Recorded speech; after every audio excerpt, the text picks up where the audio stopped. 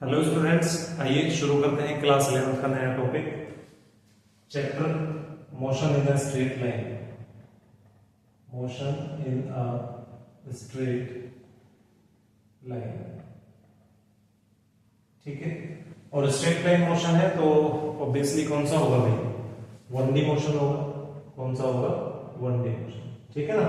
2D motion तो आपका motion in the plane है। 3D मोशन आपका कहाँ है? स्पेस के अंदर है, जैसे कि काइट, उसका मोशन किस तरह का होता है? 3D मोशन होता है।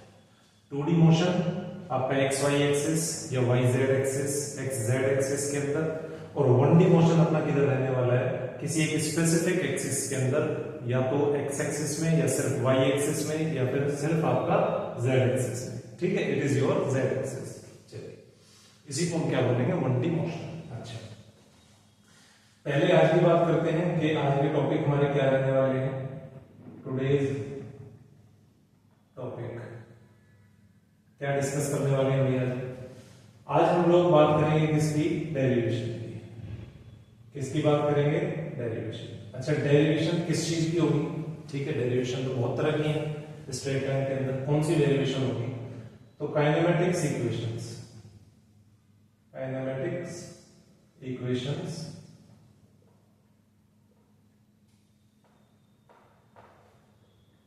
for uniformly accelerated motion. Uniformly accelerated motion, ठीक है।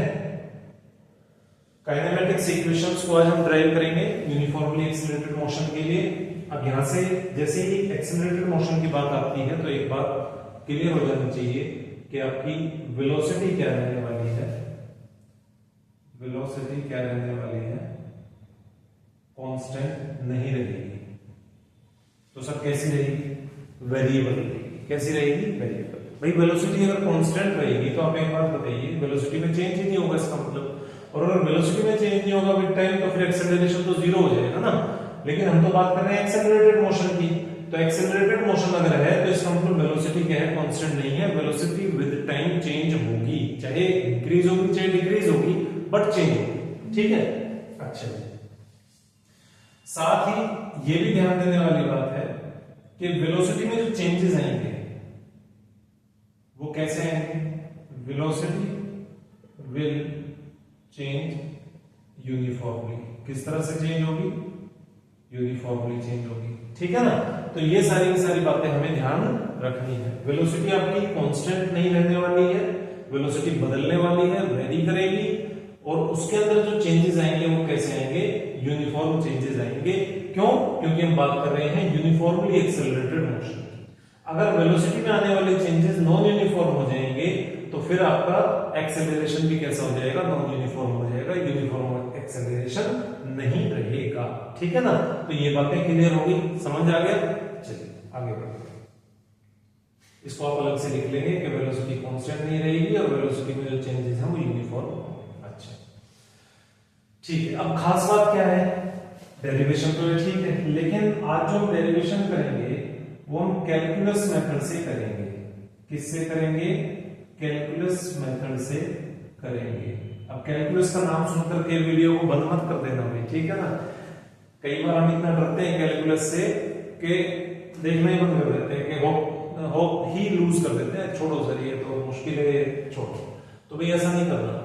अगर वीडियो को ध्यान से देखेंगे तो आज के बाद तो एटलीस्ट आपको कैलकुलस मेथड डराने वाला नहीं है। चलो, अच्छा, लास्ट क्लास की भी थोड़ी सी बात कर लेते हैं कि लास्ट क्लास में हम क्या करके आए हैं।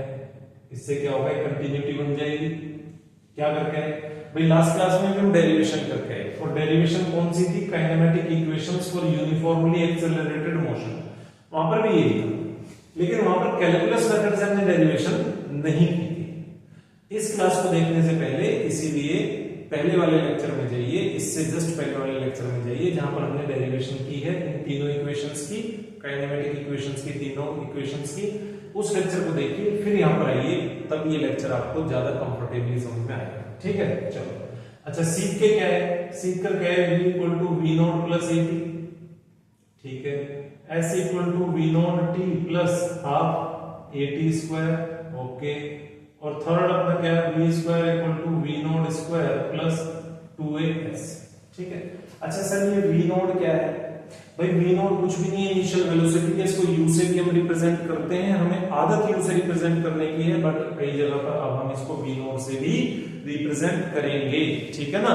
तो इसीलिए मैंने जो डेरिवेशन की थी लास्ट क्लास में, तो वहां पर u को इनिशियल वेलोसिटी को v नोड से रिप्रेजेंट किया था, डिनोट किया था, ठीक है। तो इसमें कंफ्यूज नहीं होना, आप यहाँ पर v equal to u plus at लिख दोगे तो भी ये क्या है, सही है, पूरी तरह से सही है। अच्छा, फोर्थ इक्वेशन हमने एक और ड्राइव की थी, s nth, क्या था ये, distance travelled in nth second, और इसके लिए हमारे पास में रिजल्ट क्या आया था, v note minus a 1/2 minus n, कुछ इस तरह का रिजल्ट हमारे सामने आया था, ठीक है। तो ये चार इक्वेशंस हमने ड्राइव की थी, आज भी हम इन्हीं चार इक्वेशंस को ही ड्राइव करने वाले हैं आज की क्लास में, लेकिन मेथड अपना कौन सा रहने वाला है, कैलकुलस मेथड रहने वाला है, जो कि बहुत इंपॉर्टेंट है हमारे लिए समझना। इसलिए इंपॉर्टेंट नहीं है कि जस्ट ये डेरिवेशन, पर्टिकुलर ये वाली डेरिवेशन हमें सीखनी है, नहीं, ऐसा नहीं है भाई। फिजिक्स के अंदर कैलकुलस का बहुत इंपॉर्टेंट रोल है, क्योंकि यहाँ पर आपका इंटीग्रेशन की टेक्निक इन्वॉल्व है। क्या इन्वॉल्व है? इंटीग्रेशन आपका इन्वॉल्व है, ठीक है ना। डिफरेंशिएशन, इंटीग्रेशन, दो चीजें जो कि सबसे ज्यादा डरावनी है, जो कि सबसे ज्यादा डराती है, हमें सपनों में भी डराती है 11th में, इंटीग्रेशन और डिफरेंशिएशन। तो इसीलिए कैलकुलस मेथड सीखना यहाँ पर इसलिए जरूरी नहीं है कि हमें ये स्पेसिफिक 3-4 डेरिवेशंस सीखनी है, नहीं, पूरे फिजिक्स के अंदर इंटीग्रेशन का बड़ा इंपॉर्टेंट रोल है, बहुत इंपॉर्टेंट रोल प्ले करता है डिफरेंशिएशन एंड इंटीग्रेशन। तो उसको आज की डेरिवेशंस में हम इतने अच्छे से सीखेंगे कि इस कॉन्सेप्ट को पूरी तरह से क्या कर लेंगे, अपने कमांड में ले लेंगे, ठीक है, विश्वास रखिए। चलिए शुरू करते हैं, बिल्कुल चिपक करके स्क्रीन से बैठ जाइए और ध्यान से सुनते रहिए। अब मैं इसको क्या करता हूँ, रब कर देता हूँ, लास्ट क्लास का भी हमें पता लग गया और आज की क्लास का टॉपिक भी हमें समझ में आ गया। चलो इसको रब करते हैं, अब इसकी कोई जरूरत नहीं है हमें।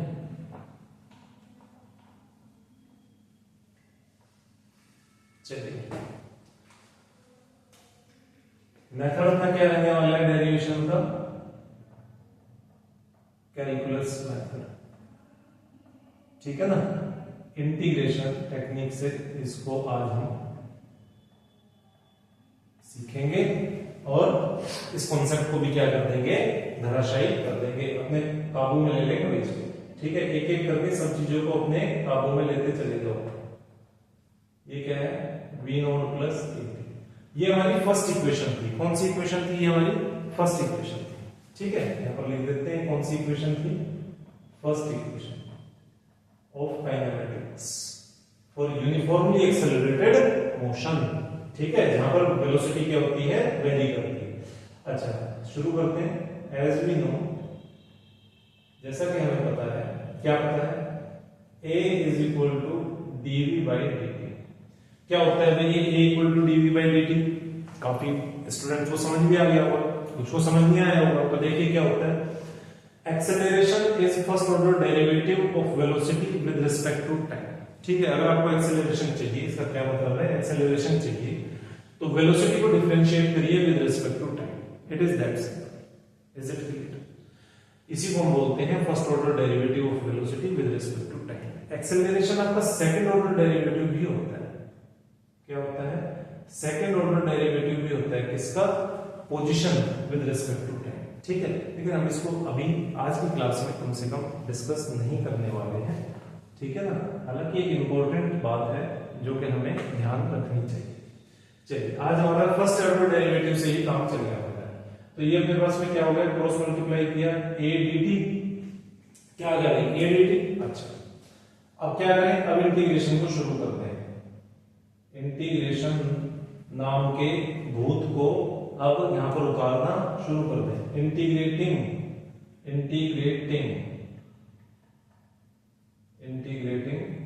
Both sides in the given limits, ठीक है। किसकी बोथ साइड, इसकी, dv equal to a dt। LHS RHS दोनों को इंटीग्रेट करिए। क्या लिखा हुआ है, इन द गिवन लिमिट्स। अब ये लिमिट वाला जो चक्कर है ना, ये हमें बड़ा कंफ्यूज करता है, ये लिमिट होती है। आप इधर देखो, ये बोर्ड दिख रहा है, ये बोर्ड दिख रहा है अपनी स्क्रीन पर, इसका left hand side, right hand side, इसका ऊपर नीचे, ये आपको फ्रेम दिख रहा है, एक मेटल फ्रेम है इसके चारों तरफ, ये क्या है, इसकी लिमिट है। इस लिमिट के बाहर जाकर के क्या नहीं कर सकता, मैं लिख नहीं सकता। भाई मुझे अगर कुछ लिखना है व्हाटएवर, तो वो मुझे इस फ्रेम के अंदर अंदर लिखना है, मतलब कि मेरा सारा काम इस लिमिट के अंदर रह करके ही होगा। इस लिमिट से अगर मैं बाहर जाऊंगा, बोर्ड के इस फ्रेम से मैं बाहर जाऊंगा, तो मैं वहां पर क्या है, लिख नहीं सकता। भाई दीवार पे तो नहीं लिखूंगा ना, हवा में तो नहीं लिखूंगा। तो लिमिट के ये लिमिट है मेरी, ये डिसाइडेड है कि भाई आपको इस लिमिट के अंदर रह करके काम करना है। तो उसी तरह से बिल्कुल लेमन टर्म्स में समझिए, उसी तरह से यहाँ पर हमें लिमिट्स का यूज करना है, ठीक है। तो लिमिट का कॉन्सेप्ट कोई इतना मुश्किल कॉन्सेप्ट नहीं है कि उससे हमें डरने की जरूरत है। चलिए इंटीग्रेट करते हैं और सीखते हैं। DV integration of A DT, ये हमारा इंटीग्रेशन का साइन है, सभी को पता है, ठीक है। देखो बहुत अच्छे से धीरे धीरे करके समझाऊंगा, ध्यान से सीखिए, एक एक चीज की बात करूंगा मैं आज, ठीक है। तो ये इंटीग्रेशन का साइन है। अब लिमिट एलएचएस और आरएचएस को इंटीग्रेट करना है इन द गिवन लिमिट। अब ये लिमिट किसकी लगाएंगे, क्या वो रटने की जरूरत पड़ेगी क्या हमें रटने की जरूरत नहीं है, उसको मगअप नहीं करना। कई बार स्टूडेंट्स क्या करते हैं, उन लिमिट्स को ना याद कर लेते हैं कि उस वाले डेरिवेशन में ये लिमिट लगी हुई थी, उस वाले डेरिवेशन में टाइम लिखा हुआ था ऊपर नीचे, पर्टिकुलर डेरिवेशन में डिस्टेंस लिखा हुआ था ऊपर नीचे, पोजीशन लिखी हुई थी। इस तरह से मगअप करते हैं, वो नहीं करना। क्या करना, कॉन्सेप्ट को समझो। भाई यहाँ पर जो लिमिट लगनी है ना, वो किसकी लगनी है, जिसके रिस्पेक्ट में इंटीग्रेशन हो रहा है। किसके रिस्पेक्ट में इंटीग्रेशन हो रहा है, v के रिस्पेक्ट में, v के रिस्पेक्ट में इंटीग्रेशन हो रहा है। तो लिमिट किसकी लगाओगे, उसी v की लिमिट लगाओगे। क्या कहा मैंने, जिसके रिस्पेक्ट में इंटीग्रेशन हो रहा है उसी की लिमिट्स लगेगी। तो यहाँ पर v के रिस्पेक्ट में हो रहा है तो v की लिमिट लगेगी। v क्या है, अपनी वेलोसिटी, v क्या है, वेलोसिटी, और लिमिट क्या है, वेलोसिटी की। जैसे कि इस बोर्ड की ये लिमिट है, ये फ्रेम इसकी क्या है, लेफ्ट हैंड और राइट हैंड साइड में लिमिट है। तो वैसे वेलोसिटी की तो लिमिट है ना भाई, कुछ इनिशियल वेलोसिटी होगी, कुछ फाइनल वेलोसिटी होगी। इनिशियल वेलोसिटी की कुछ वैल्यू होगी, फाइनल वेलोसिटी की कुछ वैल्यू होगी, समझे। तो उस लिमिट के अंदर रह करके हमें क्या करना है, इसको इंटीग्रेट करना है। इज इट क्लियर, लिमिट समझना है क्या है। तो वेलोसिटी की लिमिट मतलब कि initial limit to final limit. Lower limit क्या होगी, v नोट, अपर लिमिट क्या होगी, v। मतलब कि इनिशियल वेलोसिटी को हम कहां लिखेंगे, एज लोअर लिमिट, और फाइनल वेलोसिटी को कैसे लिखेंगे, एज अपर लिमिट। इस लिमिट, वेलोसिटी की इस लिमिट में रह करके हमें क्या करना है, इंटीग्रेट करना है। तो ये रटने वाली चीज बिल्कुल भी नहीं है, समझे। अब जैसे कि यहाँ पर आरएचएस में क्या है, आप लिमिट लगाएंगे। अब लिमिट सर किसकी लगाएं, ए की लगाएं, टी की लगाएं, या फिर कुछ रट लें, क्या करें, नहीं। ये देखिए किसके रिस्पेक्ट में इंटीग्रेशन हो रहा है, किसके रिस्पेक्ट में हो रहा है, टी के रिस्पेक्ट में, टी के रिस्पेक्ट में इंटीग्रेशन हो रहा है, ठीक है ना। जो यहाँ पर सबसे लास्ट में लिखा होता है ना, और बिल्कुल साधारण से तरीके से समझो, जो बिल्कुल यहाँ लास्ट में लिखा होता है ना, बिल्कुल राइट हैंड साइड पर, जैसे कि यहाँ पर बिल्कुल लास्ट में v लिखा हुआ था, यहाँ पे बिल्कुल लास्ट में क्या लिखा हुआ है, t लिखा हुआ है। तो उसी के रिस्पेक्ट में आप इंटीग्रेट कर रहे हैं। जैसे यहाँ पर v लिखा हुआ था तो v के रिस्पेक्ट में, यहाँ पर t लिखा हुआ है तो आप t के रिस्पेक्ट में इंटीग्रेट कर रहे हैं, ठीक है ना। Don't get confused, learn it this way, जैसे मैं समझा रहा हूँ वैसे सीखो, कभी गलती नहीं होगी। तो भी t के रिस्पेक्ट में इंटीग्रेट हो रहा है तो लिमिट किसकी लगाएंगे, टाइम की लगाएंगे, सिंपल, ये लगा दी। इनिशियल टाइम हम क्या लेकर के चल रहे हैं, 0। फाइनल टाइम हम क्या लेकर के चल रहे हैं, t। तो सर क्या हमेशा ही 0, इनिशियल टाइम हमेशा 0 लेकर के चलेंगे क्या, ऐसा कोई जरूरी नहीं है। वो तो डिपेंड करता है आपको सिचुएशन क्या है, आपको न्यूमेरिकल के अंदर क्या वैल्यूज दी हुई है। हो सकता है वो यहाँ पर इनिशियल टाइम 10 सेकंड दे दे और फाइनल टाइम 50 सेकंड दे दे, तो तब आप इनिशियल लोअर लिमिट 10 सेकंड रख देना, फाइनल अपर लिमिट जो होगी वो आप 50 सेकंड रख देना। भाई वो तो आप डिपेंड करता है पूरी तरह से कि जो लिमिट है आपकी टाइम की, उसकी वैल्यूज न्यूमेरिकल में क्या गिवन है। मैं लेकर के चल रहा हूं इनिशियल टाइम को 0 और फाइनल टाइम को t। आप t1 t2 ले लो, समझे, आप कुछ भी ले लो, व्हाटएवर यू टेक। तो जो इनिशियल, लेकिन इनिशियल टाइम जो होगा वो लोअर लिमिट में लगेगा और फाइनल टाइम अपर लिमिट में लगेगा, ये ध्यान रखना है, ये गलती हमें नहीं करनी है, ठीक। क्लियर होगी। यहाँ पर किसकी लिमिट रखेंगे, नीचे कौन सी रखेंगे, ऊपर कौन सी रखेंगे, मतलब कि लोअर लिमिट क्या होगी, अपर लिमिट क्या होगी, ये बातें यहाँ तक क्लियर होगी। अगर ये समझ में आ गया तो समझो आपने कैलकुलस को कमांड कर लिया। बस इतना ही समझना है कैलकुलस के अंदर, इंटीग्रेशन के अंदर बस इतना ही समझना है, समझे। चलिए आगे यहाँ पर पार्टीशन करते हैं। अच्छा ठीक है, इंटीग्रेट करते हैं। अब v के रिस्पेक्ट में इंटीग्रेट हो रहा है, लेकिन इंटीग्रेट होने के लिए हमारे पास में कुछ नहीं है, तो 1 यहाँ पर क्या है, अंडरस्टूड है, और 1 को अगर हम इंटीग्रेट कर रहे हैं v के रिस्पेक्ट में, तो इंटीग्रेशन 1 का को इंटीग्रेट करेंगे तो हमें क्या मिलने लगेगा, आपका वो वेरिएबल ही इटसेल्फ हमारा इंटीग्रेशन हमें मिलता है, ठीक है ना। इंटीग्रेट होने के बाद में वेरिएबल ही हमें मिलने लगता है, तो यहाँ पर आपको क्या मिलने लगेगा, v lower limit v not, upper limit v not से लेकर के v तक, ठीक है, समझ में आया भैया। v के रिस्पेक्ट में इंटीग्रेट कर रहे हैं, लेकिन आपके पास में यहाँ पे कुछ भी प्रेजेंट नहीं है, तो यहाँ 1 अंडरस्टूड है, और 1 इस केस में आपका इंटीग्रेशन क्या हो जाएगा, वो वेरिएबल इटसेल्फ, अगर यहाँ पर v है तो v ही इंटीग्रेशन में आपको मिलने लग जाता है, ठीक है। तो upper lower limit upper limit, इधर आपका क्या है, इधर आपका जो a है वो कांस्टेंट है, इसको निकाल के बाहर लाना पड़ेगा, फिर से लगाते हैं, lower limit 0 upper limit t, और ये क्या बच गया अंदर dt। अब वही सिचुएशन यहाँ पर आ गई कि t के रिस्पेक्ट में इंटीग्रेशन हो रहा है, लेकिन यहाँ पर कुछ नहीं है, तो 1 अंडरस्टूड है, तो इंटीग्रेशन के बाद आपको क्या मिलने लगेगा, वेरिएबल इटसेल्फ, तो सर यहाँ भी हमें v ही मिलने लगेगा। अरे v नहीं मिलेगा, जो वेरिएबल है वो यहाँ पे v नहीं है, यहाँ पे t है, तो t ही आपको मिलने लगेगा, ठीक है। तो देखिए इसको क्या करेंगे, v minus v not upper limit minus lower limit, किसकी अपर लिमिट, वेलोसिटी की, किसकी लोअर लिमिट, वेलोसिटी की, जो ब्रैकेट में है उसी की अपर लिमिट है, उसी की लोअर लिमिट है, तो upper limit minus lower limit हमने की इक्वल टू a, यहां पर हमें इंटीग्रेशन में क्या मिलने लगा, t, क्यों, क्योंकि t के रिस्पेक्ट में इंटीग्रेट कर रहे थे, और यहां पर अपना अंडरस्टूड है क्या 1, तो 1 का इंटीग्रेशन क्या हो गया, वेरिएबल इटसेल्फ, वो t ही हमें यहां पर मिलने लगा, ठीक है। लिमिट लगाई 0 से लेकर के t, ये क्या हो गया, v minus v naught is equal to a upper limit minus lower limit, t minus 0, v minus v naught is equal to a t minus 0 क्या हो गया, t हो गया, और a into T a t, ठीक है। तो ये मेरे पास में क्या आ गया, v is equal to v naught plus a t, ये हो गई अपनी पहली इक्वेशन। डिराइव किस मेथड से कर दी हमने, कैलकुलस मेथड, इंटीग्रेशन टेक्निक लगा करके फर्स्ट इक्वेशन को हमने डिराइव कर दिया। Is it clear? तो आसान थी, कोई दिक्कत वाली इसमें बात नहीं है, कोई डरने वाली चीज नहीं है इसके अंदर, बस आपको लिमिट किसकी लगती है, जिसके रिस्पेक्ट में आप इंटीग्रेट कर रहे हैं उसी की लिमिट लगेगी। लोअर लिमिट में इनिशियल वैल्यू, अपर लिमिट में फाइनल वैल्यू आप पुट करते हैं, और लिमिट का मतलब समझ गए कि भाई जो लिमिट है, लिमिट माने क्या है, आपका एक्सट्रीम लेफ्ट एक्सट्रीम राइट जैसे कि इस बोर्ड का है, उस लिमिट के अंदर रह करके आपने क्या करना है, इंटीग्रेट करना है। Is it clear? इतनी बातें अगर क्लियर हो गई हैं तो फिर ये फर्स्ट डेरिवेशन जो हमने यहाँ पर सीख ली है, अब हमें सेकंड थर्ड में किसी में कोई दिक्कत आने वाली नहीं है, ठीक है ना।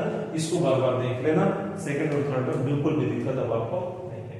चलिए इसको मैं रब करता हूं और हम आगे बढ़ते हैं, एंड लेट अस सी कि सेकंड डेरिवेशन में आपको फर्स्ट डेरिवेशन से कितनी हेल्प मिलने वाली है। चलो सेकंड इक्वेशन, क्या है भाई अपनी सेकंड इक्वेशन, लिख लेते हैं, s equal to V naught T plus half A T square. कोई डाउट भाई, किसी को कोई डाउट है क्या, यही अपनी सेकंड इक्वेशन है कि नहीं है? बिल्कुल है सर, ठीक है। चलो तो ड्राइव करना शुरू करते हैं। एज वी नो, जैसा कि हम जानते हैं v equal to D S by D T, v equal to D S by D T. Sir ये क्या है, अभी आपने बताया था a is equal to D V by D T, और अब आप बता रहे हो v equal to D S by D T. भाई देखो ये था acceleration, first order derivative of velocity with respect to time, इससे आपको मिलता है एक्सेलरेशन, और ये है first order derivative of position with respect to time, इससे आपको मिलता है क्या, velocity. Is it clear? Velocity और एक्सेलरेशन अलग चीजें हैं। एक्सेलरेशन निकालने के लिए आपको क्या चाहिए, वेलोसिटी चाहिए, लेकिन वेलोसिटी निकालने के लिए आपको क्या चाहिए, पोजीशन चाहिए, ठीक है ना। तो velocity is first order derivative of position with respect to time. Clear हुई यहां तक बात? चलिए आगे बढ़ते हैं। अच्छा, इसको भी क्या करेंगे, क्रॉस मल्टीप्लाई करके वही काम। अब देखो बिल्कुल आपको क्या करना है, चीजों को जस्ट कॉपी पेस्ट करना है, रिपीट करना है, रिपीटिशन मारना है बार बार, ठीक है। जो फर्स्ट इक्वेशन में सीख करके आए बिल्कुल वही काम करना है। फर्स्ट इक्वेशन में मैंने क्रॉस मल्टीप्लाई कर लिया था कि नहीं, बिल्कुल। चलिए अच्छा, लेकिन यहाँ पर एक चीज देखने वाली है, as v is equal to V naught plus AT. भाई अभी अभी हम सीख करके आए ना, कहां से सीख करके आए? First equation. कहां से सीख करके आए ये बात हम? फर्स्ट इक्वेशन से। क्या सीख के आए? v is equal to V naught plus AT. क्या यहाँ पे ds equal to V dt में जो ये v है, जो ये आपको v नजर आ रहा है, ये वाला v, क्या इस v को रिप्लेस नहीं कर सकते हम v नॉट प्लस एटी से? बिल्कुल कर सकते हैं, क्या दिक्कत है? तो चलिए रिप्लेस कर देते हैं। देन अगर रिप्लेस कर देंगे तो आपके पास क्या आ जाएगा? ds is equal to V naught plus AT dt। Clear हुई बात? समझ में आ गया? चलिए ठीक है। अच्छा जी, इसको क्या लिख सकते हैं? ds equal to V naught dt plus AT dt। Clear हो गया? ब्रैकेट मल्टीप्लाई किया और कुछ नहीं किया है, वही बेसिक बातें जो हम बचपन से सीखते आ रहे हैं। V naught dt AT dt। Clear? समझ में आ गया? चलो अब क्या शुरू करते हैं? इंटीग्रेशन। Integrating both sides. भी मेरे साथ साथ में कॉपी पेन लेकर के बैठिए और करते रहिए। Integrating both sides in the given limits. ठीक है ना? अलग से टाइम निकालना ही नहीं पड़ेगा, अभी पढ़ते पढ़ते ही आप क्या है इसको सीख जाएंगे। कोई बहुत मुश्किल टॉपिक ये नहीं है, बिल्कुल आसान सा टॉपिक है। अच्छा, integrating both sides in the given limit. चलो इंटीग्रेशन शुरू करते हैं। ds is equal to V naught dt plus AT dt। ठीक है जी, इंटीग्रेशन शुरू कर दिया। इंटीग्रेशन का साइन तो सर आपने लगा दिया, अब लिमिट भी लगा दो। अब सर यहाँ पर लिमिट लगा दो, आप कौन सी लिमिट लगा दो? v नोट से लेकर के v तक। ऐसा करते हैं भैया, ऐसा करते हैं, यहाँ पर लिमिट v नोट से v तक लगा दे। अगर आपको ऐसा लगता है तो आपको बिल्कुल गलत लगता है, फिर फर्स्ट इक्वेशन से कुछ सीखे नहीं। ध्यान से देखिए, मैंने क्या बताया था, लिमिट जो लगानी है वो रटनी नहीं है। क्या करना है? देखना है, ध्यान से देखिए। जिसके रिस्पेक्ट में इंटीग्रेट आप कर रहे हैं उसी की लिमिट्स आप लगाएंगे। किसके रिस्पेक्ट में कर रहे हैं? यहाँ पर s के रिस्पेक्ट में आप इंटीग्रेशन कर रहे हैं, तो लिमिट्स भी किसकी लगाओगे भैया? s की ही लगाओगे। v की कैसे लगा दोगे? v की कैसे लगा दोगे? v की नहीं लगाओगे, रटना नहीं है, समझिए कॉन्सेप्ट को। तो लिमिट यहाँ पर किसकी लगेगी? पोजीशन की। कहां से कहां तक? x नोड से लेकर के x तक। x नोड से लेकर के x तक, मतलब कि इनिशियल पोजीशन से फाइनल पोजीशन की जो लिमिट है, उस लिमिट के बीच में रहकर के आपने क्या करना है? इंटीग्रेट करना है। जैसे कि देखिए, ये आपका एक स्ट्रेट लाइन पाथ था, x एक्सिस में एक ऑब्जेक्ट 1D मोशन कर रहा था। ठीक है ना? यहाँ पर आपका क्या नाम है? पोजीशन ये O, और यहाँ पर मार्क कर देते हैं A, और यहाँ पर मार्क कर देते हैं B। ठीक है? समझ में आ गई बात? A पोजीशन पर ऑब्जेक्ट खड़ा हुआ था और वहां से फिर डिस्प्लेस होकर के B पोजीशन पर वो चला गया। ठीक है? तो OA जो था वो कितना था? उसको हमने डिनोट कर दिया किससे? x नोट से। और जो OB था वो कितना था? उसको हमने x से रिप्रेजेंट कर दिया। ठीक है? मतलब ये इनिशियल पोजीशन क्या थी ऑब्जेक्ट की? ये इसका O क्या है? ओरिजिन। ओरिजिन से ये कहां पर खड़ा हुआ था? A दूरी, A पॉइंट पर खड़ा हुआ था। तो कितनी दूरी पर खड़ा हुआ था? x note. मतलब इसकी इनिशियल पोजीशन क्या थी? x note. क्लियर हुई बात? जैसे कि भाई आप अपने घर से और अपने स्कूल पहुंच गए और वहां स्कूल में अब आप खड़े हुए हैं, ठीक है ना? किसी का इंतजार कर रहे हैं, तो घर जो आप लेंगे वो ओरिजिन होगा। वो क्या होगा? ओरिजिन होगा। तो वहां से घर से लेकर के स्कूल तक की जो दूरी है उसको x नोट से हमने रिप्रेजेंट कर दिया। मान लीजिए वो 2 किलोमीटर है, तो हमारा इनिशियल पोजीशन क्या होगी? 2 किलोमीटर। और फिर हम उस A पोजीशन से थोड़ा आगे, मतलब स्कूल से निकल करके हम कहां चले गए? थोड़ा मार्केट तक चले गए। कहां तक चले गए? मार्केट तक चले गए। कुछ खाने पीने का हमारा मन था, चले गए, छुट्टी हो चुकी थी, तो B पोजीशन पर आ गए जहां पर मार्केट है। तो अपनी फाइनल पोजीशन क्या होगी भाई? स्कूल से B तक की जो घर से मार्केट तक की जो दूरी है वो क्या है? अपनी फाइनल पोजीशन। तो उसको हमने x से रिप्रेजेंट कर दिया। तो ये AB, ये अपना जो चेंज इन पोजीशन है AB, ये कितना हो गया? ये कितना हो गया? x minus x note. ठीक है? Final position minus initial position. बात आई समझ में? क्या है? Final position minus initial position. ठीक है? मान लीजिए घर से मार्केट तक की दूरी कितनी थी? 3 किलोमीटर। तो x की वैल्यू क्या होगी? 3। और घर से स्कूल तक की दूरी कितनी थी? 2 किलोमीटर। तो x नोट की वैल्यू क्या होगी? 2। सो 3 - 2 ए बी आपका क्या हो गया 1 किलोमीटर, चेंज इन पोजीशन क्या हो गया 1 किलोमीटर। क्लियर हुई ये बात, समझ में आया सभी को? तो वही है कि उस लिमिट में रहते हुए हमें क्या करना है, इंटीग्रेट करना है, किसको इंटीग्रेट करना है, किसके रिस्पेक्ट में इंटीग्रेट करना है, एस के रिस्पेक्ट में इंटीग्रेट करना है। लेकिन इंटीग्रेट करने के लिए हमें यहाँ पर भी कुछ नहीं दिख रहा है, तो 1 है, और जब ऐसा केस होता है कि आपका 1 को आप इंटीग्रेट कर रहे हैं तो आप का इंटीग्रेशन क्या होता है, वेरिएबल इटसेल्फ, जो वहां पर वेरिएबल है जैसे कि एस है, तो वही आपका इंटीग्रेशन होकर आपको इंटीग्रेट होकर आपको मिलने लगेगा। ये समझ में आ गया? इसको मैं रब कर दूं, चलिए इसको लेकिन नोट डाउन जरूर करिएगा, ये जो मैंने आपको पोजीशंस के बारे में सिखाया इनिशियल और फाइनल, क्योंकि जब आप रिवीजन करेंगे तो इस आपके लिए बहुत ज्यादा हेल्पफुल ये रहने वाला है। तो इंटीग्रेट होकर के हमें क्या मिलने लग गया, एस ही मिलने लगा, पोजीशन हमने लगा दी x नोड से x तक। अच्छा जी, अब यहां पर आते हैं और दोनों को अलग अलग करके इंटीग्रेट करते हैं, ठीक है। v नोट dt और at dt, v note dt और at dt, ठीक है। लिमिट लगाते हैं, सर यहां पर भी x नोड लगा दो और x, यहां पर भी x नोड और x, ठीक है। क्या ये ठीक है? क्या लिमिट हमने बिल्कुल सर आपने सही लगा दी ना, वो इधर भी x नोड x था तो हमने लिमिट लगा दी x नोड x। भाई अब भी कुछ नहीं सीखे, ऐसा नहीं करना है।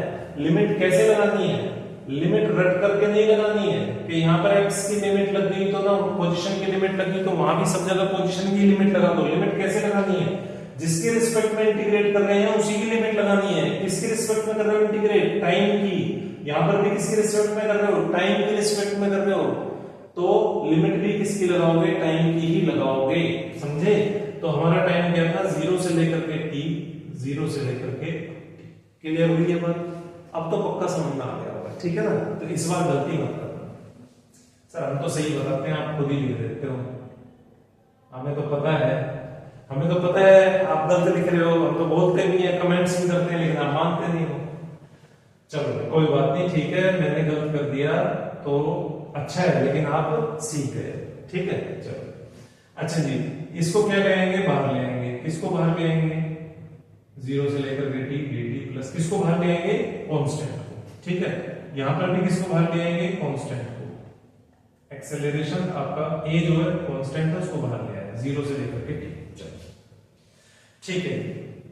ये अपना एज इट इज आ गया x minus x naught is equal to, अब यहां पर भी t के रिस्पेक्ट में इंटीग्रेट कर रहे हैं, लेकिन यहां पर क्या है, 1 अंडरस्टूड है, 1 का इंटीग्रेशन क्या होगा, t इटसेल्फ, वेरिएबल इटसेल्फ। तो ये क्या हो गया, v नॉट t 0 से लेकर के t प्लस a। अब सर यहां पर भी ऐसा ही कर दो, यहां पर भी ऐसा ही कर दो कि आपका वेरिएबल इटसेल्फ ही इंटीग्रेट होकर आपको मिलने लग जाएगा। तो यहां पर भी t ही लिख दो, यहां पर भी t ही लिख दो। क्या ऐसा नहीं।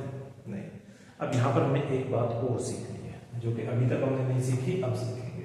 तो भाई अब ऐसा नहीं करेंगे। यहां पर हम क्या बोल रहे थे कि t के रिस्पेक्ट में इंटीग्रेशन हो रहा है, बट यहां पर 1 अंडरस्टूड है, कुछ है तो नहीं ना इंटीग्रेट होने के लिए, तो 1 अंडरस्टूड है आपके पास में। तो उस केस में आपका इंटीग्रेट होकर के वेरिएबल इटसेल्फ, मतलब वेरिएबल ही आपको मिलने लगता है, ठीक है ना। जैसे कि यहाँ पर t के रिस्पेक्ट में कर रहे थे तो t ही इंटीग्रेट होकर के आपको मिलने लगा। लेकिन यहाँ पर ऐसा नहीं है, यहाँ पर आप t के रिस्पेक्ट में इंटीग्रेट कर रहे हैं, लेकिन इंटीग्रेट होने के लिए भी कुछ यहाँ पर मौजूद है, और वो क्या है, t ही है।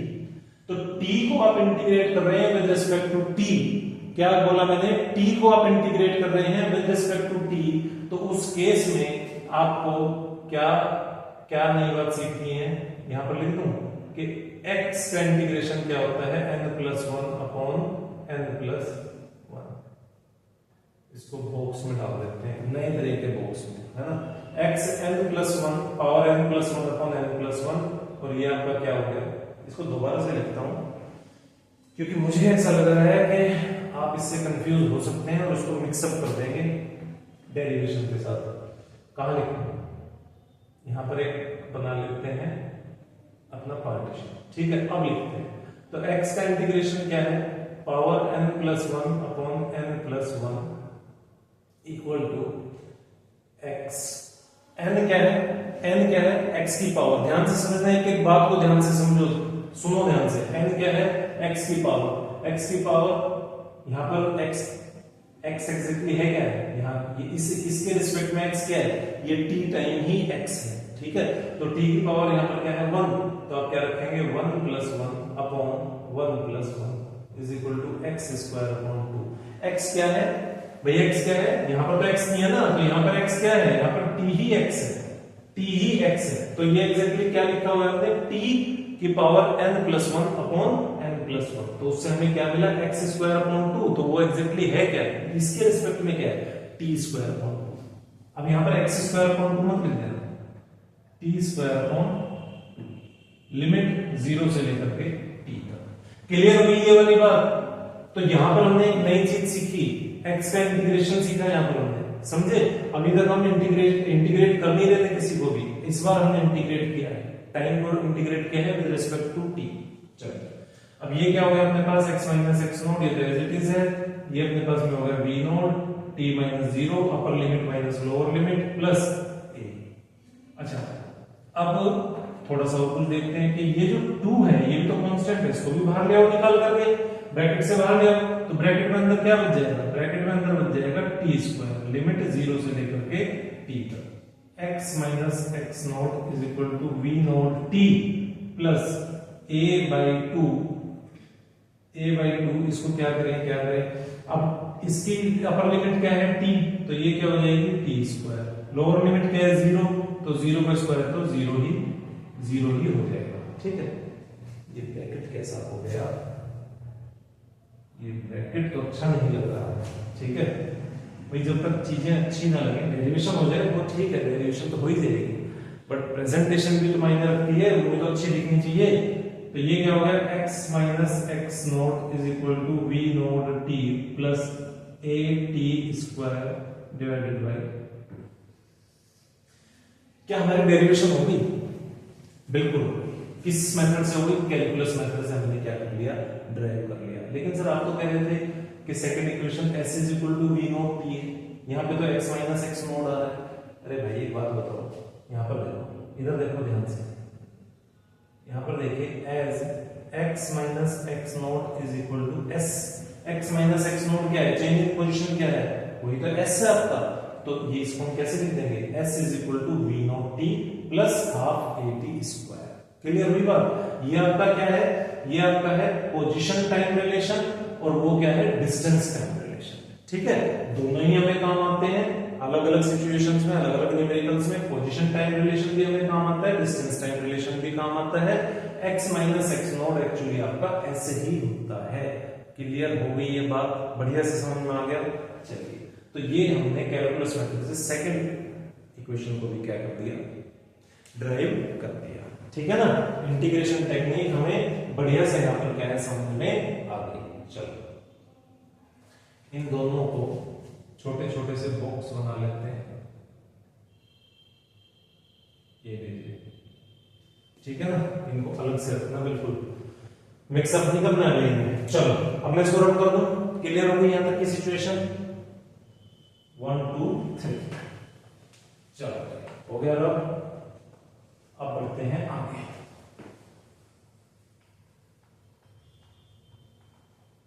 जिन स्टूडेंट्स ने मेरे कहने के बाद साथ साथ में कॉपी पेन लेकर के डेरिवेशन करी है, उनको फर्स्ट और सेकंड डेरिवेशन पक्का क्लियर हो गई होगी, कम से कम 90% तो क्लियर हो गई होगी, ठीक है ना। और जब वो एक दो बार और सेल्फ प्रैक्टिस कर लेंगे लिख करके, तो 100% उनको क्या हो जाएगी, डेरिवेशन क्लियर हो जाएगी, ठीक है ना। क्लियर होने का मतलब ये नहीं कि उनको रट जाएगी, भाई रटने के लिए मैं कभी भी मोटिवेट नहीं करता हूं। मैं हमेशा बोलता हूं कि कॉन्सेप्ट को समझिए। कॉन्सेप्ट अगर आपने समझ लिया, उसके बेसिक्स को अगर आप समझ गए, इन डीप अगर आप चले गए किसी भी कॉन्सेप्ट के, और वहां से आप चीजों को सीख कर आ गए, तो फिर आपको रटने की कोई जरूरत ही नहीं है, ठीक है ना।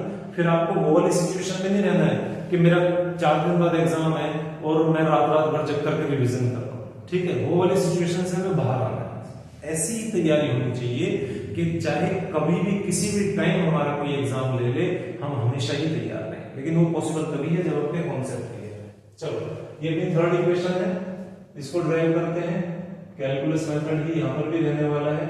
और फिर से एक बार मैं बता दूं, अगर इस कैलकुलस मेथड की डेरिवेशंस को आप समझना चाहते हैं तो इससे पहले वाली वीडियो इससे पहले जरूर देख लें। कौन सी वीडियो? इससे जस्ट पहले वाली वीडियो, जिसके अंदर हमने इन्हीं तीन इक्वेशन को ड्राइव किया है, बट कैलकुलस मेथड से देखते हैं। ठीक है, अदरवाइज कुछ चीजें हैं जो कि आपको परेशान कर सकती हैं। चलो भाई, एज वी नो, क्या पता है हमें? क्या पता है सर? हमें तो कुछ भी नहीं पता है। a is equal to dv by dt। अब दोनों रिलेशंस को यूज करने का टाइम आ गया है। And v is equal to ds by dt। Then a is equal to dv by dt। भाई दोनों रिलेशन कौन से हैं? फर्स्ट इक्वेशन के अंदर आपने क्या यूज किया था? ये यूज किया था, acceleration equal to dv by dt। और सेकंड इक्वेशन के अंदर आपने यूज किया था v equal to ds by dt। अब दोनों को हम यूज करेंगे किसके लिए? थर्ड इक्वेशन के लिए। ठीक है ना, कंबाइन करके यूज करेंगे। चलो मल्टीप्लाई करेंगे ऊपर नीचे ds से, क्या मिलने लगेगा? बहुत कुछ मिलेगा। इस ds को इधर ले आएंगे तो ये क्या हो जाएगा? dv by ds dot ds by इस dt को इधर नीचे ले आएंगे, ds बाई dt। अब आप लोग एक चीज ध्यान से देखिए, क्या ये v के इक्वल है? ds बाई dt क्या v के इक्वल है कि नहीं है? बिल्कुल। तो a क्या हो जाएगा? dv बाई कहां गया है हमारा? dv by ds dot v। ds by dt को हमने रिप्लेस कर दिया किससे? v से रिप्लेस कर दिया। कंफ्यूज मत हो जाना, ठीक है ना? छोटी छोटी बातों पर कई बार हम कंफ्यूज हो जाते हैं। a is equal to dv by ds dot ds by dt को रिप्लेस कर दिया v से, तो वही v मैंने यहां पर रखा है, कुछ अलग नहीं है। चलिए क्रॉस मल्टीप्लाई करते हैं, फिर से वही सब कुछ शुरू हो गया, v dv। ठीक, अब इंटीग्रेट कर लेते हैं। भाई कुछ नया थोड़ी सीख रहे हैं, जो फर्स्ट इक्वेशन में सीखा वो सेकंड में अप्लाई कर दिया, जो सेकंड में सीखा थर्ड में अप्लाई कर देंगे। Integrating both sides in the given limits. अब तो आप लोग क्या कर दोगे? अब तो शायद मेरे से भी पहले डेरिवेशन करके बैठ जाओगे, है ना? होना भी इजी। अगर ध्यान से वीडियो को देख रहे हो, साथ साथ में प्रैक्टिस कर रहे हो, तो पक्का ऐसा ही होगा। चलो जी, इंटीग्रेट करते हैं। a ds is equal to integration of v dt। Integration of v dt। क्या करें? इसको बाहर ले आए, कांस्टेंट को बाहर ले आए, अंदर क्या रह गया? ds। लिमिट लगाते हैं, लिमिट सब लगा दो। एक्सेलरेशन नहीं सर, सॉरी, एक्सेलरेशन की किसकी लगाओ? s की लगाओ, क्योंकि अब हमें याद हो गया है कि लिमिट रखनी नहीं है, हमें क्या ध्यान रखना है? किसके रिस्पेक्ट में इंटीग्रेशन हो रहा है? तो s के रिस्पेक्ट में इंटीग्रेशन हो रहा है, तो लिमिट भी उसी की लगेगी। तो ये क्या हो जाएगा भाई? x नोड से x इनिशियल से फाइनल इज इक्वल टू। अच्छा, इसमें क्या करें सर? इसमें भी क्या करो? v को बाहर ले आओ। अरे v को बाहर नहीं लाएंगे, v के रिस्पेक्ट में इंटीग्रेट हो रहा है। कौन इंटीग्रेट हो रहा है? v इंटीग्रेट हो रहा है। v के रिस्पेक्ट में v इंटीग्रेट हो रहा है, बाहर नहीं लाएंगे उसको। तो क्या करेंगे सर? फिर बताओ ना। तो पहले तो ये बताओ, लिमिट किसकी लगाएंगे? वेलोसिटी की लगाएंगे कि नहीं? तो v नोड से लेकर के v, ठीक है, v नोड से लेकर के v, क्या हो गया ये? v dv। ठीक है, a इंटीग्रेट करने के लिए तो कुछ है नहीं, किसके रिस्पेक्ट में कर रहे हैं? s के रिस्पेक्ट में, लेकिन यहां पर क्या है? कुछ नहीं है, तो वन अंडरस्टूड है। और उस केस में क्या हो जाएगा? शाबाश, क्या हो जाएगा? s ही इंटीग्रेट होकर के आपको मिलेगा x नोड से लेकर के x तक इक्वल टू। आगे बढ़ते हैं, ये क्या हो जाएगा? v के रिस्पेक्ट में इंटीग्रेट कर रहे हैं, किसको? v को इंटीग्रेट कर रहे हैं। क्या कह रहा हूं मैं? v को इंटीग्रेट कर रहे हैं, किसके रिस्पेक्ट में? v के रिस्पेक्ट में। ठीक है, चलिए तो अपने को क्या मिलने लगेगा? क्या मिलने लगेगा? v square by 2। भाई अभी हमने सीखा ना, x का इंटीग्रेशन क्या होगा? Power n plus 1 upon n plus 1, है ना? और इसको हम क्या लिखते हैं? x स्क्वायर बाई, तो ये क्या हो गया? v square by 2। ठीक है, लिमिट कहां से कहां तक होगी? v नोड से लेकर के v तक लिमिट आपकी लग गई। चलिए, a अपर लिमिट क्या है? x, लोअर लिमिट क्या है? x naught. तो x minus x naught is equal to, इसको बाहर ले आएंगे 2 को, ये कांस्टेंट है। ठीक है, अंदर अपने पास में क्या बच गया? v square, lower limit v node, upper limit v। इस 2 को इधर ले आते हैं, ये क्या हो गया? 2a। और x माइनस x नोड क्या था? अभी हमने सेकंड डेरिवेशन में देखा, किस किस को याद है? x minus x node, x minus x node था अपना s। तो ये क्या हो गया? 2as इक्वल टू v की अपर लिमिट क्या है? v की अपर लिमिट क्या है? v है। ठीक है ना। तो अपना क्या हो गया वी स्क्वायर माइनस ये क्या है लोअर लिमिट वी नोट का स्क्वायर। चलो इसको ब्रैकेट लगाने की कोई जरूरत नहीं है। तो upper limit minus lower limit V square minus V naught का स्क्वायर। अपर लिमिट क्या थी वी, लोअर लिमिट थी वी नोट का स्क्वायर। तो क्या अपने पास में थर्ड इक्वेशन ड्राइव होकर के आ गई, बिल्कुल आ गई भाई, यही तो थी थर्ड इक्वेशन। ठीक है, इसको हम और कैसे लिख सकते हैं V square is equal to V naught का स्क्वायर प्लस 2as। ये रही थर्ड इक्वेशन। आंखें खोल करके आंखें भर भर के देखिए, ये रही अपनी थर्ड इक्वेशन। कौन सी इक्वेशन है थर्ड इक्वेशन। और कैलकुलस मेथड से कितना इजीली हमने इसको क्या कर दिया ड्राइव कर दिया। ठीक है ना, ड्राइव कर दिया। अब पता है आपको डेरिवेशन में दिक्कतें कहां पर आती हैं भाई, आपको लिमिट कौन सी लगानी है, कैसे लगानी है, इंटीग्रेट कब कैसे करना है, तो वो चीजें हमने तीनों केस में बढ़िया से सीख ली कि नहीं। लेकिन एक चीज वो आपको ध्यान से सीखना है, वो क्या है, ये जो बार बार हम रिलेशंस यूज करते हैं ना, कि फर्स्ट केस में हमने किसका फर्स्ट डेरिवेशन में किसका किया था a is equal to dv by dt किया था कि नहीं किया था, वो आपको याद रखना है। सेकंड केस में हमने किसका रिलेशन यूज किया था v is equal to ds by dt। और थर्ड केस में हमने दोनों को कंबाइन करके यूज किया था। अगर आप ये भूल गए, अगर क्योंकि यहां से शुरुआत होती है, अगर आप यही भूल गए तो फिर बाकी की सारी चीजें होनी पॉसिबल नहीं है। तो ये आपने ध्यान रखने हैं। ठीक, तो बहुत ही साधारण से तरीके से मैंने आपको तीनों डेरिवेशंस को समझाया है और मुझे पूरा विश्वास है कि आप लोग भी इनको सीख गए होंगे, इवन क्लास के दौरान ही सीख गए होंगे। चलिए इसको रब करते हैं और अपनी एक फोर्थ इक्वेशन और है उसको भी देख लेते हैं।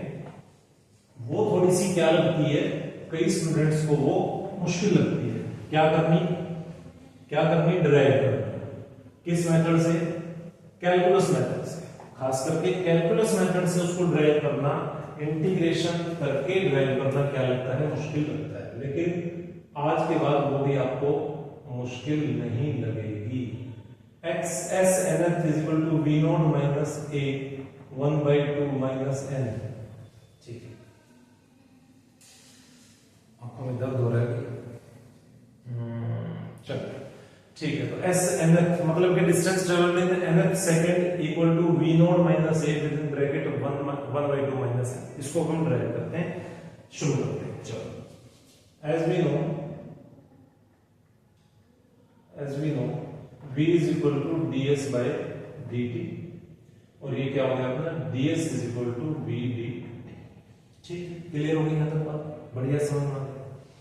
चलिए, अच्छा, ds is equal to v हमारा क्या था फर्स्ट इक्वेशन से, v नॉट प्लस 18 dt। तो ds अपने पास में क्या आ गया v naught dt plus 80 dt। कुछ नया नहीं करा, सेकंड इक्वेशन में ये काम ऑलरेडी हम करते हैं। ठीक है ना, चलिए देखते हैं, इंटीग्रेट करते हैं। Integrating both sides in the given. भाई एक जगह मन लगा करके अगर सीख लेंगे ना एक बार, तो फिर जस्ट क्या है रिपीटिशन से। फिजिक्स के अंदर कुछ ऐसा नहीं है, जस्ट रिपीटिशन से तो है। तीनों इक्वेशंस के अंदर तो नया थोड़ी कर रहे हैं। हाँ, छोटी छोटी चीजें हम नहीं जरूर सीख रहे हैं, वो जरूरी भी है, वो मस्ट भी है, वो जरूरी है। लेकिन मैक्सिमम काम जो है वो अपना हम रिपीट कर रहे हैं, कुछ नया सीख के नहीं कर रहे। वही क्रॉस मल्टीप्लाई, वही इंटीग्रेट करना, उसी तरह से लिमिट्स लगाना। ठीक, तो इसीलिए सीखना मुश्किल नहीं है, बट हम ध्यान से नहीं सीख रहे होते हैं। ठीक है ना, और लिख करके प्रैक्टिस नहीं करती, ये सबसे बड़ी गलती है। तो चलो इंटीग्रेट करते हैं हम इसको, आपका LHS RHS को। तो ds is equal to v naught dt plus at dt at dt। चलो हाँ, आगे मतलब के आप तो यहीं पर ही। ठीक है, आगे का मतलब क्या था कि नींद से जग गए, तो नहीं सो गए। इंटीग्रेट करते हैं ds, लिमिट किसकी लगाएंगे, अब बढ़िया से आपको तैयार हो गया x नोड से x, इनिशियल पोजीशन से फाइनल पोजीशन। लेकिन आप सही बोल रहे हो, इनिशियल से फाइनल कोई दिक्कत नहीं है, लेकिन यहां पर आपको x नोड और x से रिप्रेजेंट नहीं करना है इनिशियल और फाइनल पोजीशन को। ठीक है, आपको किससे रिप्रेजेंट करना है, ये देखो मैं थोड़ा सा बता देता हूं। हालांकि इससे पहले वाला जो अपना लेक्चर था उसके अंदर मैंने बहुत अच्छे से एक्सप्लेन किया था इस डेरिवेशन को, कैलकुलस मेथड से नहीं था ऑब्वियसली, आज हम कैलकुलस से कर रहे हैं, बट वहां पर भी डेरिवेशन की थी और बहुत अच्छे से एक्सप्लेन भी किया था। लेकिन चलिए एक बार और देख लेते हैं। यहाँ पर मान लीजिए अपना टाइम क्या है, इस पॉइंट पे 0 है, इस पॉइंट पे 0 है, इस पॉइंट पर t1 और इस पॉइंट पर आपका t2, ये आपका n सेकेंड है। कितना सेकेंड है? n सेकेंड्स, ठीक है। और ये t1 क्या है? n-1 है। अब ये सर n-1 कैसे है, ये क्या है n-1, कहां से आया? ऐसा मान लो कि आपने इस पूरे के पूरे हॉरिजॉन्टल लाइन को, इस एक्स एक्सिस को कुछ एक स्केल की हेल्प से आपने इसको डिवाइड किया हुआ है, यूनिफॉर्म डिविजन्स किए हुए हैं आपने इसके ऊपर, ठीक है ना। जैसे कि 0 सेकेंड है, यहाँ पर मान लो 2 सेकेंड है, यहाँ पर 4 सेकेंड्स है, और यहाँ पे 6 है, यहाँ पर 8 है, यहाँ पर आपका 9 है, और यहाँ पर आपका 10 है। वैसे ज्यादा गैप आ गया ना यहाँ पे, ठीक है, इसको थोड़ा सा कम करते हैं भाई, अदरवाइज ठीक नहीं लगेगा,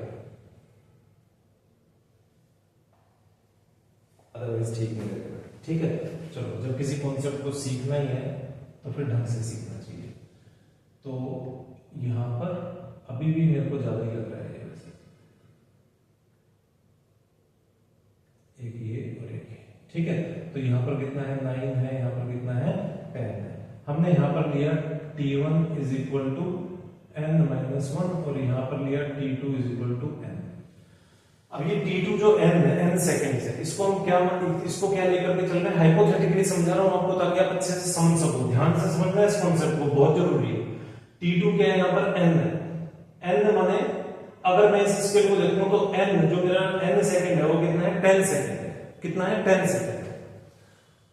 और ये जो है मेरा ये 8 है, ठीक है। इसको मैंने क्या लिया हुआ है? नहीं, इसको नहीं लेंगे, अब हम किसको लेंगे? 9 को लेंगे, ठीक है। ये जो मैं रिप्रेजेंट कर रहा हूं ना, ये मैं 9 को रिप्रेजेंट कर रहा हूं, किससे? t1 is equal to n-1, ठीक है। थोड़ा सा मैग्नीफाई करके देख लेना। तो n-1 मतलब कि डिस्टेंस ट्रेवल, ये इस पॉइंट से लेकर के और इस पॉइंट तक, इनको मैं नाम भी दे देता हूं, अदरवाइज कंफ्यूजन नहीं हो जाएगी। इसको मैं बोल देता हूं O ओरिजिन, इस 9 वाले पॉइंट को, इसको मैं रिप्रेजेंट कर देता हूं A से, और इसको मैं रिप्रेजेंट कर देता हूं B से। बात आ गई क्लियर? समझ में आ गई? इस पॉइंट को मैंने इस वाले पॉइंट को रिप्रेजेंट किया B से, इस 9 सेकंड वाले पॉइंट को A से, और इस 0 सेकंड वाले पॉइंट को ओरिजिन मान लिया, O से रिप्रेजेंट कर दिया, ठीक। अब O से लेकर के और A पॉइंट तक कुछ डिस्टेंस ट्रेवल किया है, और कुछ मैंने O से लेकर के, ओरिजिन से लेकर के B पॉइंट तक कुछ डिस्टेंस ट्रेवल किया है, ठीक है ना। अब जो O से लेकर के B पोजीशन तक, B पॉइंट तक जो डिस्टेंस ट्रेवल किया है, उस डिस्टेंस को मैं कैसे लिखूंगा? SN, मतलब कि डिस्टेंस ट्रेवल्ड इन n सेकेंड्स। समझ में आया? n सेकंड में तो डिस्टेंस ट्रेवल किया है ये, ओरिजिन से B पॉइंट तक कितने टाइम में ट्रेवल किया है? n सेकंड में तो किया है, तो distance travel in n second. और ओरिजिन से लेकर के A पॉइंट तक बुक में नहीं मिलेगी एक्सप्लेनेशन इस तरह की, ठीक है ना। बुक में जस्ट लिखा हुआ मिल जाएगा, वहां पर छपा हुआ मिल जाएगा, उसको देखते रहना और कंफ्यूज होते रहना। तो ध्यान से समझो। तो ओरिजिन से लेकर के A पॉइंट तक B कुछ डिस्टेंस ट्रेवल किया है, और वो कितने टाइम में ट्रेवल किया है? 9 सेकंड्स में। हाइपोथेटिकली हमने मान रखा है 9 सेकंड में ट्रेवल किया है। तो क्या मैं इसको ये नहीं लिख सकता? क्या मैं इसको ऐसे नहीं लिख सकता कि डिस्टेंस ट्रेवल्ड इन n-1 सेकंड? बिल्कुल लिख सकता हूं, बिल्कुल लिख सकता हूं, क्योंकि वो डिस्टेंस कितने टाइम में ट्रेवल हुआ है? 9 सेकंड में ट्रेवल हुआ है। तो 9 सेकंड को मैं ऐसे भी तो लिख सकता हूं। 10 n की वैल्यू क्या है हमारे यहाँ पर? 10 है, तो 10-1 क्या हो गया? 9 ही तो हो गया, 9 ही तो हो गया। तो इसीलिए मैंने इस t1 को क्या लिखा है? n-1 लिखा है। क्लियर हो गई ये बात? क्या ये बात आप लोगों को समझ में आ गई? ये डिस्टेंस ट्रेवल्ड इन n-1 सेकंड क्या है, डिस्टेंस ट्रेवल्ड इन n सेकंड्स क्या है? क्या ये बात क्लियर हुई? पक्का हो गई। अब A से लेकर के B तक, क्या कह रहा हूं मैं? A से लेकर के B तक जो डिस्टेंस ट्रेवल है वो क्या है? A से लेकर के B तक, यहां नीचे लगा रहा हूं, ये ये कौन सा डिस्टेंस है? Distance travelled in nth second. उस स्पेसिफिक टाइम में, उस स्पेसिफिक सेकंड में ट्रेवल किया गया डिस्टेंस क्या है? SNth, मतलब कि distance travelled in that specific second, nth second. Clear है? तो उसको हम कैसे लिख सकते हैं? इसको हम कैसे लिख सकते हैं? क्या इसको हम ऐसे नहीं लिख सकते? SNth is equal to Sn minus Sn minus 1, भी बिल्कुल लिख सकते हैं। Distance travelled in this nth second, ये 9 और 10 के बीच में जो ये एक सेकंड है, इस सेकंड में ट्रेवल किया गया डिस्टेंस किसके इक्वल है? जो आपने 10 सेकंड में डिस्टेंस ट्रेवल किया उसमें से माइनस कर दो किसको? जो आपने 9 सेकंड में डिस्टेंस ट्रेवल किया। मतलब कि Sn में से माइनस कर दो Sn माइनस 1, आपके पास क्या आने लग जाएगा? Snth सेकंड का डिस्टेंस ट्रेवल्ड आने लग जाएगा। ठीक है? तो यहां पर जब आप डिस्टेंस की लिमिट्स लगाएंगे तो x नोड से x नहीं लगाएंगे, उस तरह से रिप्रेजेंट हम यहां पर नहीं करेंगे। कैसे रिप्रेजेंट करेंगे? Sn-1 से Sn तक। क्लियर हो गई ये बात?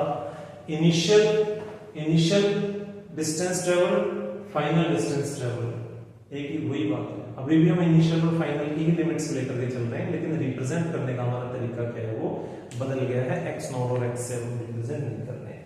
इस चीज को नोट डाउन कर लेना और बार बार रिवाइंड करके वीडियो को देखना, ये समझना बहुत ज्यादा जरूरी है, क्योंकि बुक्स में इस कॉन्सेप्ट को इतने अच्छे से नहीं समझाया जाता है। लिख दिया जाता है, लेकिन सिचुएशन वही वाली हो जाती है। जैसे कि मान लीजिए अगर हमें हिंदी आती है, हमारी मदर टंग क्या है? मान लीजिए हिंदी, ठीक है, और हमने कभी इंग्लिश की शक्ल नहीं देखी कभी, ठीक, और हमारे सामने पूरा इंग्लिश का एक पैराग्राफ रखा हुआ है, तो हमारे लिए वो क्या है? हमारे लिए वो काला अक्षर भैंस बराबर है। तो वो वाली सिचुएशन हमारी हो जाती है। बुक में लिखा सब कुछ होता है, बट समझ में कुछ नहीं आता।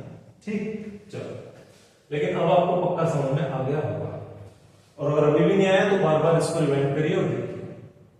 अच्छा जी, v naught dt plus integration of at dt, ठीक है, क्लियर होगी बात? वही शुरू हो गया हमारा साथ पुराने वाला। लिमिट लगा देंगे किसकी? 0 से लेकर के t तक। कहां से 0 से लेकर t तक? ना ना, टाइम की लिमिट ऐसे नहीं लगानी है 0 से t। हमारा टाइम क्या है? इनिशियल टाइम है हमारा n-1 से n, और यहां पर भी क्या है? n-1 से n। ठीक है, इन छोटी छोटी बातों का ध्यान रखना है। यही चीज हमें समझ में नहीं आती है, जो कॉन्सेप्ट अभी यहां पे समझाया था वो समझ में ही नहीं आता है, और इसीलिए क्या है, ये वाली डेरिवेशन कैलकुलस मेथड से हमें कैलकुलेट करके डिफिकल्ट करने लगती है। ध्यान से समझो, बिल्कुल भी डिफिकल्ट अब आपको ये नहीं लगेगी।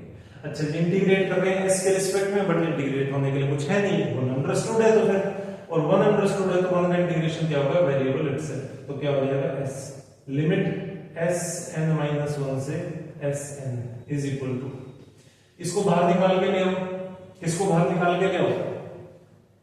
किसको? अरे कांस्टेंट को, v नॉट को बाहर निकाल करके ले आओ ना, और आपका इंटीग्रेशन क्या हो गया? t, लिमिट क्या लग गई? n-1 से लेकर के n, प्लस कांस्टेंट बाहर, कांस्टेंट को बाहर लो, क्या दिक्कत? ठीक है ना? और इंटीग्रेशन होकर के क्या आया आपका? x का इंटीग्रेशन x² 2 होता है। अभी कई बार हमने देख लिया है, अब हम प्रिपेयर हो गए। तो x का इंटीग्रेशन क्या हो गया और t का इंटीग्रेशन क्या हो गया? t के रिस्पेक्ट में t का इंटीग्रेशन हम कर रहे हैं। क्या कर रहे हैं? एक तो देखो बाहर क्या आया था, क्या बचा? t dt, तो t के रिस्पेक्ट में t का इंटीग्रेशन कर रहे हैं, तो वो क्या हो गया? t² 2, और लिमिट क्या लग गई? n-1 से n। n-1 और n क्या है? टाइम है, इनिशियल टाइम, फाइनल टाइम, ठीक है, और ये है इनिशियल डिस्टेंस कवर्ड और ये है फाइनल डिस्टेंस कवर्ड। ठीक, चलो चलिए, अपर लिमिट माइनस लोअर लिमिट, ठीक है, अच्छी बात है, रख दिया। ये क्या हो गया? v नोट तो v नोट की तरह से रख दिया। अपर लिमिट क्या है? अपर लिमिट माइनस लोअर लिमिट, क्या है? अपर limit minus lower limit. Clear होगी बात? अच्छे समझ में आ गया? चलो, plus plus plus plus plus plus 2 को बाहर ले आओ, कांस्टेंट है ना, तो बाहर ले आओ, निकाल किसके अंदर रखना है? t²। तो upper limit minus lower limit यहां पर भी करेंगे, तो अपर लिमिट क्या होगी आपकी? n² माइनस n-1 का होल स्क्वायर। भाई क्लियर हो गई यहां पर बात? अपर limit minus lower limit, n का स्क्वायर माइनस n माइनस 1 का होल स्क्वायर। ठीक है, दोनों पे स्क्वायर लगेगा। ठीक है, ये टी स्क्वायर की लिमिट्स रखी हैं क्योंकि आपने टी की लिमिट नहीं रखी है, टी स्क्वायर की लिमिट्स हैं। चलिए, अच्छा S N minus minus N 1 क्या था? अभी अभी मैंने आपको बताया वो क्या था, आपका distance travelled in nth second था। तो इसको तो हमने रिप्लेस कर दिया, एस एन एथ हो गया कि नहीं हो गया? ये क्या हो गया? चलो ये भी बड़े मजे से हो जाएगा, n माइनस n प्लस 1। आता क्या समझ? ब्रैकेट खुल गया ना, तो अंदर के साइन बदल गई, n minus 1 plus 1 plus a by 2। एक एक स्टेप लेकर करेंगे, जल्दबाजी कुछ नहीं है। n का square minus a minus b का होल स्क्वायर, दिख गया? a माइनस b का होल स्क्वायर क्या हो गया? a square plus b square minus 2ab। ठीक, क्लियर बात यहां तक? चलिए एज इट इज लिख देते हैं, S nth is equal to, ये कैंसिल हो गया, ये मल्टीप्लाई हो गया, क्या बचा यहां पर? v naught plus a by 2, v naught plus a by 2। अच्छा, अब अंदर जाते हैं ब्रैकेट में, n का स्क्वायर और a माइनस b का होल स्क्वायर हमने खोल दिया था। ठीक है, ब्रैकेट खोल देते हैं, माइनस n का स्क्वायर माइनस 1 प्लस 2n। ठीक है ना, कोई गलती तो नहीं है? n का स्क्वायर माइनस, ब्रैकेट खोला, ये माइनस हो गया, वो प्लस हो गया। ठीक है, चलो जी, इसको क्या कर दो, इसको खत्म करो, इसको क्या करो, इसको खत्म करो। ठीक, बचा क्या आपके पास में? S nth is equal to V naught plus a by 2, a by 2, a by 2। ठीक है, ये अपना ब्रैकेट ये मल्टीप्लाई करेंगे तो ये क्या हो गया अपना? ये तो माइनस हो गया भाई, माइनस हो गया। अरे माइनस हो गया, कैसे माइनस हो गया? a बाई 2 ब्रैकेट में क्या माइनस 1 है, तो इसलिए माइनस a बाई 2। ठीक है, प्लस 2n a बाई 2 क्या हो गया? a बाई 2 को 2n से। ये छोटी छोटी चीजों में भी कई बार कंफ्यूजन हमें होने लगती है, तो कंफ्यूज मत हो जाना। ये क्या हो गया? 2n a बाई 2 कैंसिल करो और आपके पास क्या बचा? n a बचा। चलिए अब इसको रब कर दो, एक दो स्टेप और है, उसको भी लिख लेते हैं। कहां से रब करूं, कहां से कहीं से भी कर देता हूं, ये तो आपने नोट डाउन कर ही लिया होगा ना। चलिए यहां से रब कर देता हूं। अच्छा, अब अपने पास में आ गया क्या? जो आ गया वो लिख लेते हैं भाई, यहां से शुरू कर रहा हूं, इसके नीचे से क्या आ गया? S nth is equal to V naught minus a by 2 plus N A. Clear? समझ में आ गया? चलो इसको क्या करते हैं, S nth is equal to V naught minus, common ले लेते हैं, a कॉमन ले लिया तो a बाहर आ गया, अंदर क्या बच गया? 1 बाई 2, क्या बच गया? 1 बाई 2 और माइनस n। ठीक है ना, समझ में आया? इसको मल्टीप्लाई करेंगे तो ये क्या हो जाएगा? माइनस a बाई 2 और ये क्या हो जाएगा? प्लस an या फिर n व्हाटएवर। तो ये अपने पास में क्या आ गया? ये अपने पास में बढ़िया सा शानदार सा एकदम रिजल्ट आ गया। और किस मेथड से आ गया? सबसे इंपॉर्टेंट चीज ये है, क्योंकि रिजल्ट तो ये चारों हमारे लास्ट लेक्चर में भी आए थे, लेकिन इस लेक्चर के अंदर हमें सबसे ज्यादा खुशी की बात क्या है हमारे लिए? वो ये है कि हमने कैलकुलस मेथड से इंटीग्रेशन टेक्निक लगा करके क्या कर लिया? इन चारों फॉर्मूलाज को, इक्वेशंस को ड्राइव करना सीख लिया। ठीक है, और बहुत अच्छे से सीख लिया, रटने की कभी भी हमें जरूरत नहीं पड़ेगी। 4 बार प्रैक्टिस कर लेना नोटबुक में लिख करके, जैसे जैसे मैंने सिखाया है आपके लिए ये इस तरह से प्रिपेयर हो जाएगा कि लाइफ टाइम आप इसको नहीं भूलने वाले। दूसरी बात, जैसा मैंने शुरू में कहा था, केवल हमने कैलकुलस मेथड इसलिए नहीं लगाया कि हमें इनको यहां पर ड्राइव करना था और बस नहीं, कैलकुलस मेथड लगा के इंटीग्रेशन टेक्निक को सीख करके हमने अपने फिजिक्स के अंदर अपने इंटीग्रेशन से सॉल्व होने वाले न्यूमेरिकल्स के ऊपर भी क्या कर लिए है? आज कमांड गेन कर ली है। आज हमें समझ आ गया है काफी हद तक कि किस तरह से इंटीग्रेशन हम करेंगे, कब? जब हमारे सामने न्यूमेरिकल्स आएंगे। ठीक है ना, और you will feel the difference. आज के बाद जब आप न्यूमेरिकल्स करेंगे ना, तो इंटीग्रेशन से रिलेटेड न्यूमेरिकल्स को आप चुटकियों में करेंगे, समझ गए?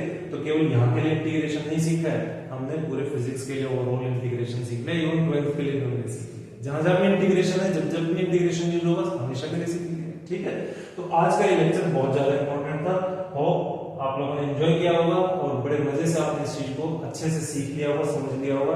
बट प्रैक्टिस करते रहिए, कीप प्रैक्टिसिंग, कीप वॉचिंग। सिर्फ वॉचिंग से काम नहीं चलेगा, keep watching, keep practising at the same time and comment, ask for doubts and your queries. चलिए bye, take care, see you.